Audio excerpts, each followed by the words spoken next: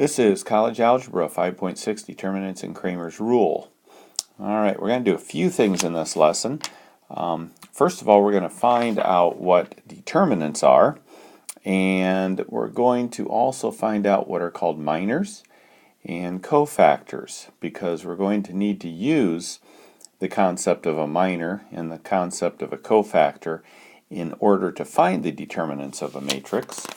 And then we'll go ahead and use what is called Cramer's rule as another option as far as finding determinants. So let's start on page 489 and look at determinants of a 2 by 2 matrix.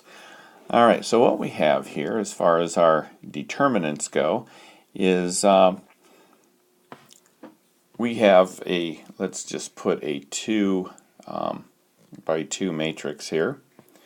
And what they say is if we have A, C, B, D as our 2 by 2 matrix, alright, a determinant of that would look like this. Just straight lines, everything else, all your elements in the same order, and it's defined as AD minus BC. So again, just show here where it's these two multiplied minus these two multiplied. Okay? And when we multiply and then subtract, we're going to get one number. I don't know what that number is, but whatever that number is called the determinant. Okay, so a 2 by 2 is really easy to find the determinant. So for example, if we have 2, -4, -3, 1, by putting my determinant symbols there, that tells me that I'm supposed to be finding the determinant. So what I'm going to do then is 2 times 1 minus -4 times -3. And that gives me 2 minus 12, which gives me -10. So my determinant for this matrix right there is going to be -10. So it's just a single number there. Okay, so 2 by 2 matrices are pretty easy to find determinants, but there is a way to evaluate determinants of square matrices of order 3 by 3 or even higher. And that's what we will be doing right now, is looking at some of those larger ones. So oftentimes we use what are called minors and cofactors in order to find the determinants. So that's what we're going to look at, is minors and cofactors, because we're going to use those later in order to find determinants. Okay, this is example 2, top of page 490, and what we're going to do is we're going to find minors. Alright, so what we're first of all going to do is look and see which of the minors they're looking for. There's 9 elements in this, so there are really 9 minors. So if it asks us, like this particular one does, to find the minor of 1, 1, we're looking for the minor of this -8 right there, okay, for that position. So what we do is in order to find the minor is we first of all look at this part right here, row 1, column 1, and we cross those out. Okay? And then all we have to do is write down what is left. And notice there is a 2 by 2. And we can just find the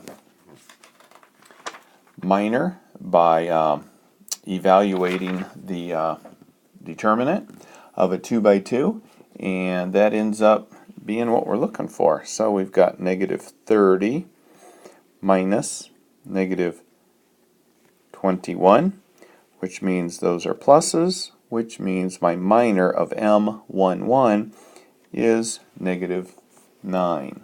Okay, so we take a 3 by 3. We find out which particular minor we're looking for. We cross out that row and that column, and then we find the determinant of that 2 by 2 that's left over. Okay, so let's look back at this and try another one. So let's say, for instance, we are interested in M2, 3. So we cross out row 2, column 3, and we're left with -8, 0, -1, -3. Okay? Which I guess I need to put the determinant symbol on there, vertical lines. And that is going to be 24 minus 0 equals 24. I guess that ends up being a plus 0, but regardless, 24 ends up being our answer there. So that's how you find minors of 3 by 3s. Okay, let's look at cofactors then. So remember, I had mentioned that in order to find determinants of 3 by 3s and larger, we have to understand what a minor is and we have to understand what a cofactor is. So that's what we're going to do now, is look at a cofactor. Alright, so we've got a square matrix. We'll call it A. And again, the cofactor will be taking one of those elements from our matrix A and finding the cofactor. Our cofactor is available to be found from each of the elements. So the formula there at the bottom of page 490 looks like this. We're going to take the matrix Aij, and that is going to equal, or I'm sorry, this right here is the symbol for cofactor. Capital A, and then whichever row and column we're looking at will tell you which element we're trying to find the cofactor of. So that's going to equal -1 I plus j m minor of I j. Okay, so what that's telling me is, in order to find the cofactor of this particular element, ij, I'm going to take -1 and the exponent is going to be the row plus the column times the minor of that element. Okay, this part here, I'm going to give you a little, you can use this part of the formula, but I'm going to give you a little bit of a clue of what this does. This formula right here, all it does is tells you what the sign, plus or minus, positive or negative, of my cofactor I'm going to get for an answer. This determines the sign of the cofactor. If these two numbers, when you add them together, give you an even number, then the sign of this cofactor is going to be positive, because -1 to any even power is going to make this positive. If this is a negative, then it's going to give my cofactor a negative answer. So rather than do this work, let me give you a handy-dandy little table here. Doesn't matter what your matrix is. If you are looking at a particular element, so let's look at element 2, 2. Well, you don't have to do this. 2 plus 2 is 4. -1 to the 4th power is going to be positive. Just if you can remember, this here is positive. Any number in this position, if you're looking for the cofactor in the 1, 1 position, you will always get a positive number. If you're looking for a cofactor in the 1, 2 position, it will be a negative number. And this is a cofactor in the 1, 3 position. So just look at these. If you add 1, 1 together, it makes it an even cofactor. You do here, you've got 2, 2, even. Here we've got 1, 3, it's even. So if you can just remember this, you don't have to do all this work. Just in order to find the cofactor, take the minor of that particular element, and remember this will just tell you what signs it is, so you don't even have to do this work here. So if you just remember the first one's positive, it's real easy to go from there and go, oh, yeah, positive.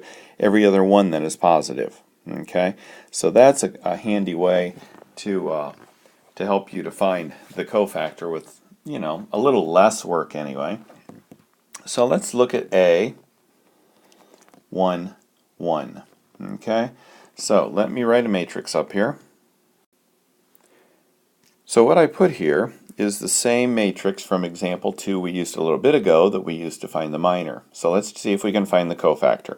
So we're using A11, which is this right here. Okay, so remember, capital M represents minors, capital A with the element here, where the position of the element is going to represent my cofactor. Okay, so we're going to look at this one right here and see if we can find the cofactor. So, what we know is we're looking at the cofactor for this one. When we go up here, we see it's positive. So we can put a positive there, right there, and then all we have to do is look at the minor there. Alright, so if you remember from what we had done before, the minor of that first one means that we go zoop, zoop, and we find the minor from there. So I'm going to get rid of that so we can use that later. So we're only looking at these numbers right here in order to find the minor. So let's do negative 6 times 5 is negative 30 minus negative 3 times 7 is negative 21. So that gives me plus negative 30 plus 21, which gives me a, with all my negatives there, it's going to end up giving me a negative 9. So my cofactor for A11 is negative 9. Okay, so let's go on and look at what we'd get if we used we were looking for the minor of A23. Okay, I know that A23 would give me row 2, column 3. So I'm looking at the negative 8, 0, negative 1, negative 3. Okay, I also know that because I'm looking at row 2, column 3, I'm looking at this number right there. Row 2, column 3. Row 2, column 3. So I know I'm going to have a negative out here. So let's find the minor. Negative 8 times negative 3 is positive 24 minus, and then I'm going to do negative 1 times 0, which obviously is going to be 0.